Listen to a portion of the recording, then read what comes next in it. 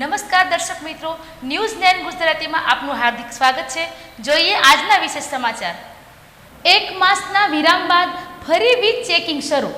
ગઢડા શહેર અને તાલુકામાં 29 ટીમો દ્વારા વીજ ચેકિંગ ચુસ્ત પોલીસ બંદોબસ્તમાં સાથે 19 ટીમો સાથે શહેરના મોટાભાગના વિસ્તારોમાં વીજ ચેકિંગ કરાયું હતું।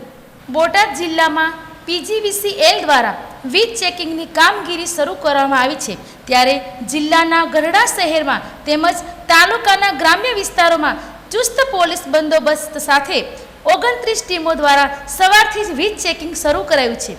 ગઢડા શહેરમાં 19 ટીમો દ્વારા શહેરના સામાકાંઠે, Botad road, Gadhali road, Dhasa road, Adtala road સહિતના વિસ્તારોમાં વીજ ચેકિંગ કરવામાં આવ્યું હતું। તો ગઢડા તાલુકાના કેટલાક ગ્રામ્ય વિસ્તારોમાં PGVCLથી 10 ટીમો દ્વારા વીજ ચેકિંગ કરવામાં આવ્યું છે। ગઢડા શહેર અને તાલુકાના ગ્રામ્ય વિસ્તારોમાં લાખો રૂપિયાની વીજ ચોરી ઝડપાય તેવી શક્યતાઓ છે।